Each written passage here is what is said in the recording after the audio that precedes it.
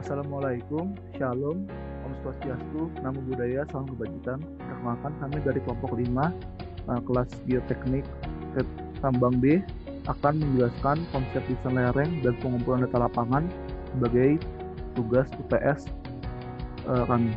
Next. Berikut merupakan outline atau pembahasan yang ingin kami bahas. Pertama ada bab 1, konsep desain lereng. Yang kedua, bab 2, yang terjadi pengumpulan data lapangan. Next. Berikut anggota dari kelompok kami. Yang pertama ada Angelia May Dwitri dengan NIM 0731603. Kedua ada saya sendiri, Daniel Lopez Patiruhu dengan NIM 0731809. Berikutnya ada Rudi Ramadan dengan NIM 0731856.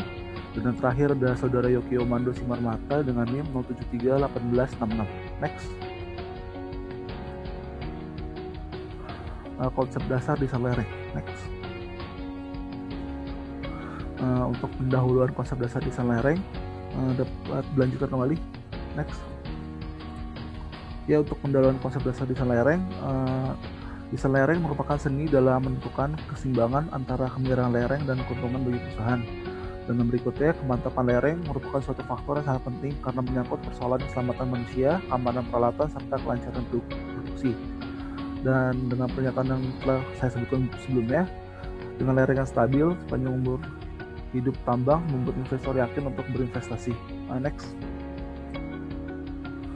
Berikut terdapat 2 gambar yang menjelaskan pernyataan saya yang sebelumnya.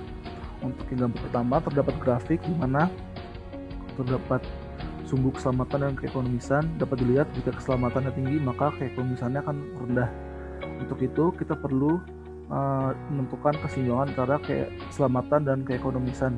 Dan di sini titik temunya merupakan tinggi atau sudut lereng optimal yang merupakan rekomendasi untuk dibuatnya sudut lereng pada suatu tambang.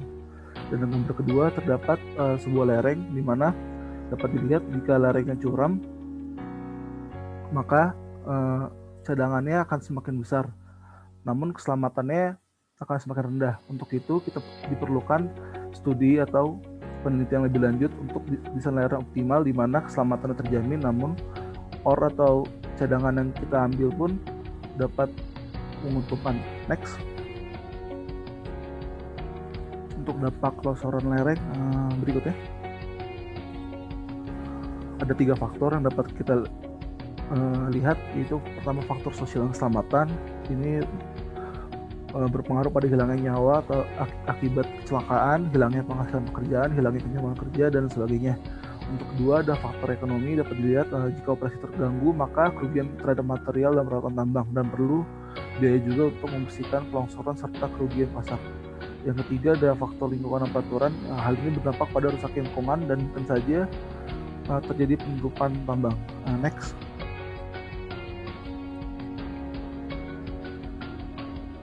Untuk tingkat keyakinan geoteknik berikutnya. Untuk keyakinan geoteknik sesuai kode GORC dapat dilihat pada grafik. Dapat dilihat untuk sumber daya mineral dan cadangan biji semakin ke bawah maka levelnya akan semakin tinggi untuk terangkat tertunjuk dan terukur, serta untuk cadangan biji terkira dan terbukti.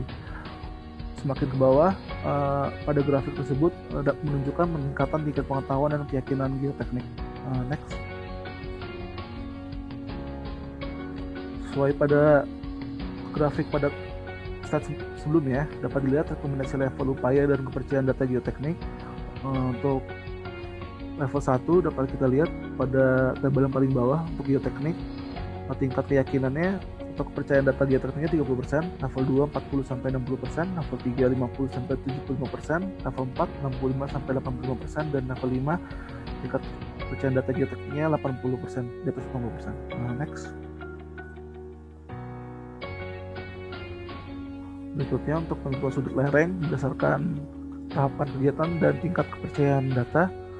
Dapat dilihat untuk tahapan kegiatan pertama untuk konseptual, tingkat kepercayaan data 30%, sudut lerengnya dibuat berdasarkan pengalaman dari Batuan Sama menggunakan data perkiraan dari laporan dan interpretasi berdasarkan data regional dari beberapa tambang dengan kondisi geologi yang sama.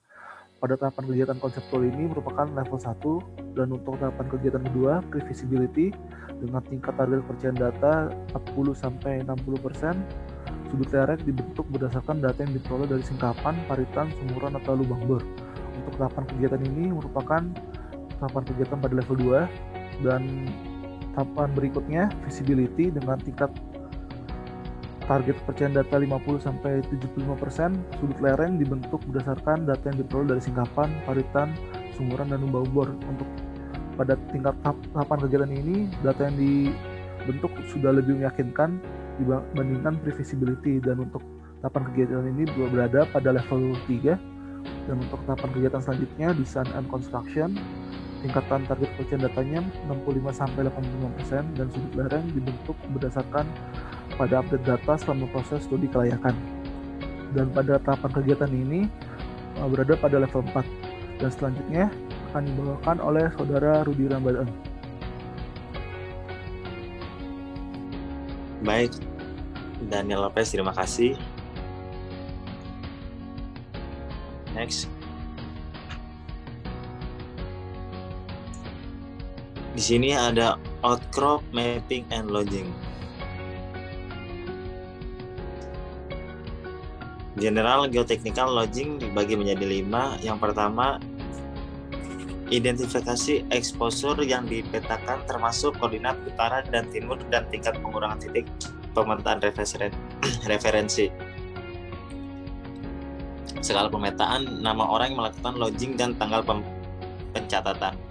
Yang kedua ada jenis batuan, derajat pelapukan atau merupakan kekuatan batuan utuh.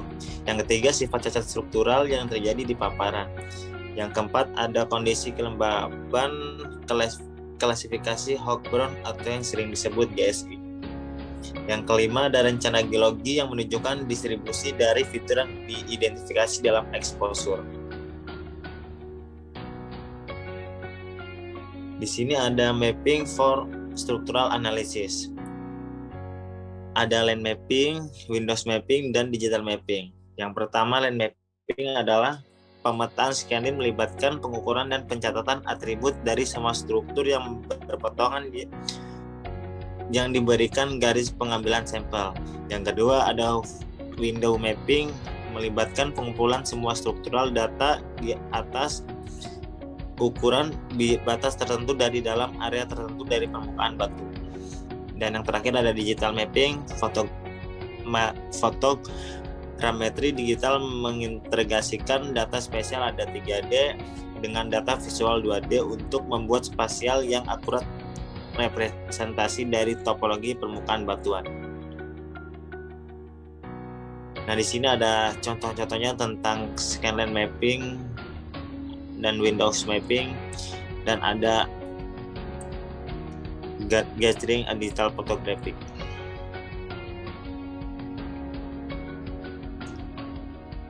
Surface geophysical techniques. Yang pertama, seismic method. Metode seismik telah berhasil digunakan di baik lingkungan sedimen dan batuan keras untuk tambang tujuan perencanaan. Untuk keperluan penambangan batu bara, analisis data seismik dapat memberikan informasi struktural rinci termasuk lokasi, sifat dan lemparan sesar, definisi fraktur zona, dan identifikasi pemisahan seam dan ketebalan. Yang kedua ada potential field, electrical and electromagnetic method. Pada skala endapan, berbagai permukaan berbasis non-seismik, metode geofisika dapat digunakan untuk menghasilkan lapisan bawah permukaan parameter yang dapat memberikan informasi berguna untuk tujuan perencanaan tambang. Overburden soils logging. Di sini ada contoh-contohnya.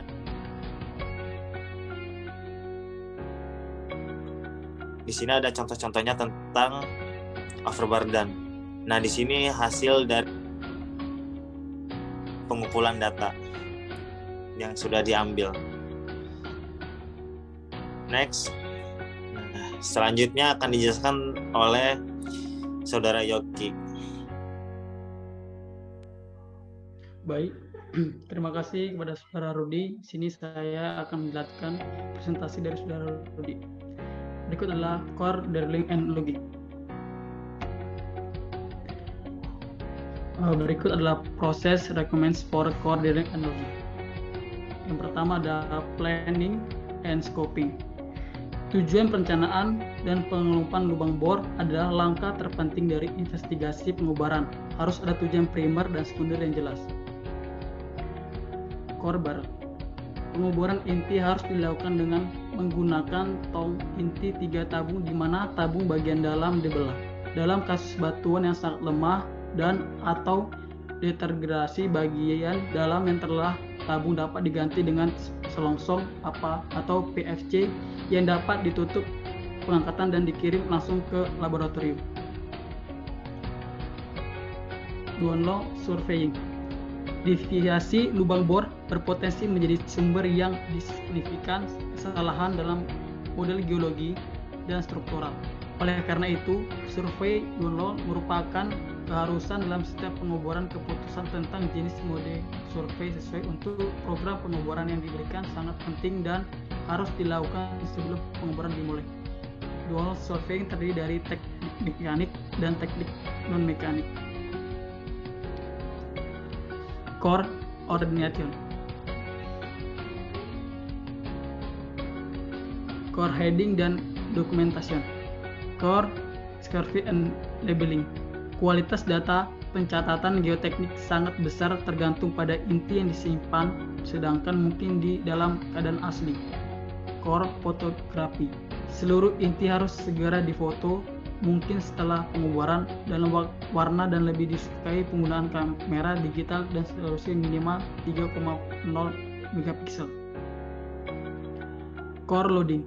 Core loading adalah salah satu teknik dasar yang digunakan mendapatkan informasi geoteknik dan seharusnya dilakukan oleh ahli geoteknik, insinyur geologi atau geoteknik spesial. Terdiri dari geoteknik geology of soil core, geotechnical logging of large core student logging. Berikut adalah contoh sampel yang telah diambil dari lapangan. Baik, berikutnya akan dilanjutkan oleh Saudari Kak Angel. Baik, terima kasih untuk Saudara Yuki. Saya akan menjelaskan mengenai groundwater data collection. Pengumpulan pendekatan terhadap data air tanah.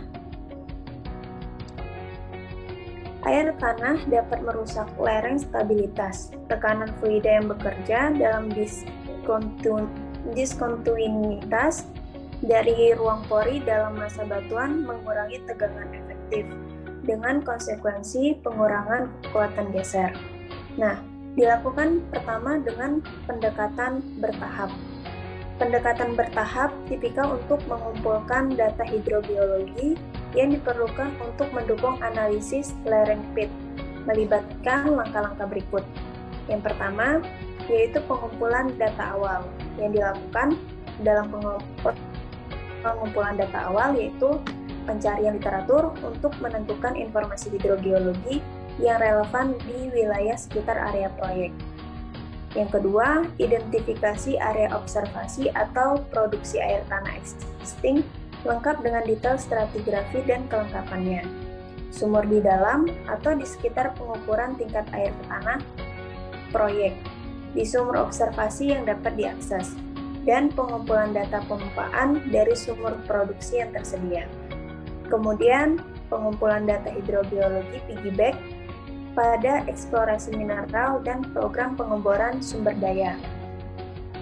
Pengumpulan data itu mencakup pengukuran ketinggian air tanah di lubang bor terbuka secara berkala selama dan setelah pemboran. Kemudian parameter pengumpulan secara berkala selama pengoboran udara. Mencatat kehilangan cairan pengoboran selama pengoboran air atau lumpur. Kemudian pengujian injeksi atau pengujian pemulihan airlift untuk memberikan informasi permeabilitas awal untuk setiap lubang. Kemudian pemasangan sumur observasi air tanah menggunakan lubang yang dibor untuk evaluasi sumber daya geologi atau program geoteknik.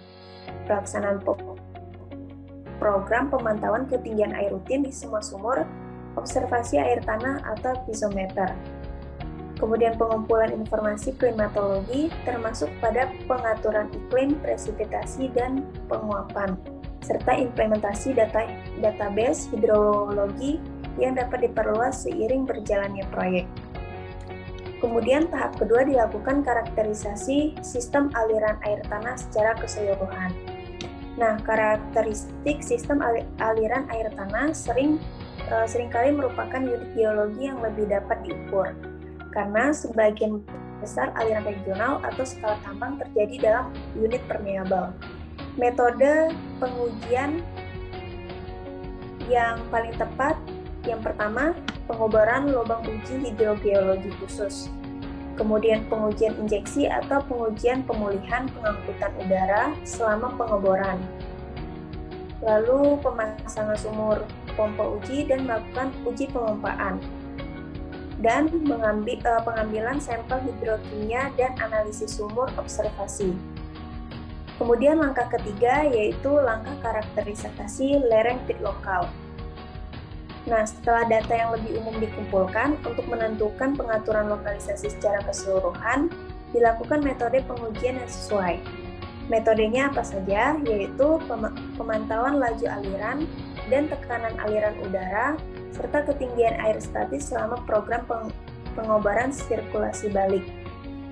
Kemudian pengujian injeksi atau pengujian kepala jatuh atau naik pengujian siput untuk memberikan informasi permeabilitas lokal di sekitar pizometer atau individunya.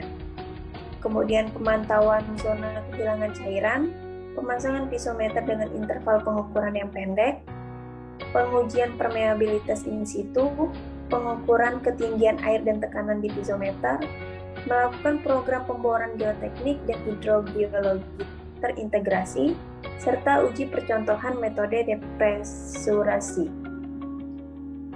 Kemudian ada pengumpulan data dengan dukungan PIGI.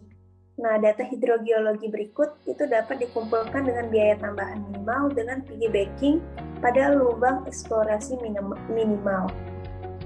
Yang pertama yaitu laju aliran pengangkutan udara di ujung setiap pipa bor 6 meter, tekanan udara selama pemboran di ujung setiap pipa bor, di mana zona aliran masuk. Ketiga, tekanan udara yang diperlukan atau kick-off lubang. Kemudian, ketinggian air statik diukur di bagian dalam pipa bor pada awal setiap shift bor. Kelima, informasi kuantitatif tentang lokasi dan intensitas rekahan. Keenam, informasi kuantitatif tentang tingkat perubahan tanah liat. Pengujian yang dilakukan selama pengoboran RC. Lubang bor RC memungkinkan pengujian hidrolik dilakukan saat lubang dimajukan. Uji injeksi batang bor. Uji injeksi dapat dilakukan di lubang RC untuk mengkarakteristik zona rekahan yang ditembus selama pengoboran. Pengujian pengangkutan udara dan pemulihan.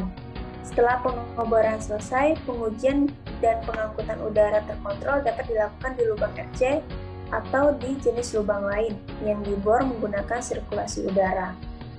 Pengujian pengangkutan dapat dilakukan selama 30 menit hingga 4 jam untuk menentukan potensi hasil kondisi makan lubang. Kemudian pemasangan pizometer. Terminologi yang pertama, terminologi. Istilah sumur observasi dan biasanya pizometer digunakan itu untuk menggambarkan lubang bor yang digunakan guna mengukur ketinggian air atau tekanan pori di lapangan. Kemudian lubang observasi terbuka. Istilah ini digunakan untuk menggambarkan lubang bor terbuka yang belum selesai digunakan untuk mengukur tinggi muka air tanah. Pizometer tegak. Pizometer tegak adalah pipa tegak yang memungkinkan tekanan diukur sebagai aliran air di dalam pipa. Pizometer kawat getar itu terdiri dari penginderaan kawat getar dalam selubung baja pelindung.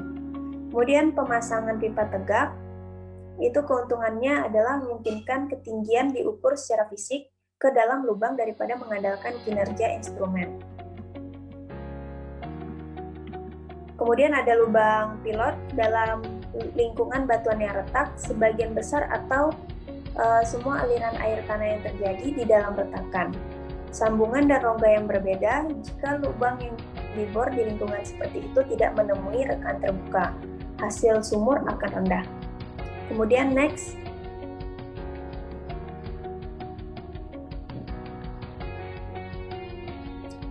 Data management.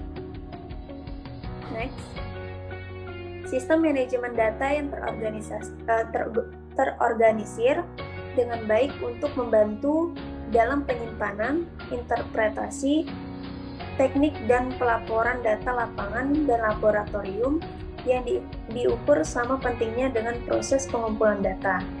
Sangat penting bahwa database yang sesuai dengan semua kebutuhan proyek yang diantisipasi dipilih dan diaktifkan sejak hari pertama proyek. Demikian presentasi kami, saya kembalikan ke saudara Daniel Lopez. Baik, sekian presentasi dari kelompok kami. Lebih kurangnya mohon maaf. Assalamualaikum warahmatullahi wabarakatuh.